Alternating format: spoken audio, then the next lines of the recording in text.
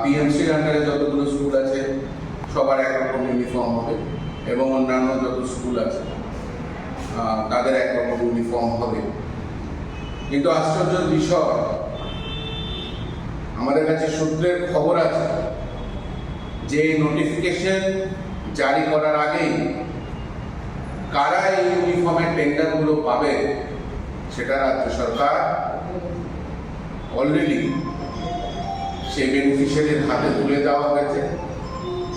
মফতলাল নামক একটি সংস্থা, যার ফ্যাক্টরি গুজরাটে, তাদের হাতে ইউনিফর্ম বানানোর কাজ এই সরকার নোটিফিকেশন জারি করার আগেই তাদের হাতে তুলে দিয়েছে।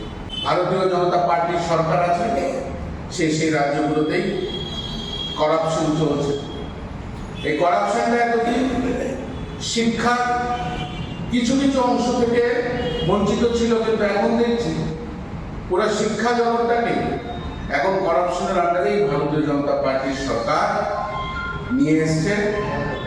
আপনাদেরকে বিস্তারিত আমাদের এনএসইউ এর নেতা আমির হোসেন বলবেন।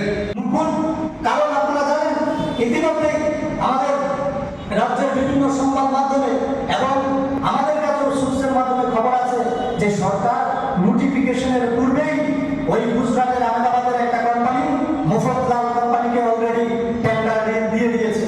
তাছাড়াও আরেকটা প্রমাণ আপনাদেরকে দিয়ে দিই, এই যে উপনির্বাচনকে, যে নির্বাচনকে উপরাষ্ট্রপতির নির্বাচন, সেখানে আমাদের রাজ্যের মুখ্যমন্ত্রী দিল্লিতে গিয়েছেন। সেই নির্বাচনের কাজ সেরেই উনি ইতিমধ্যেই গুজরাটে অবস্থানরত আছে, তার স্পষ্ট ইঙ্গিত বহন করে এই দুর্নীতি।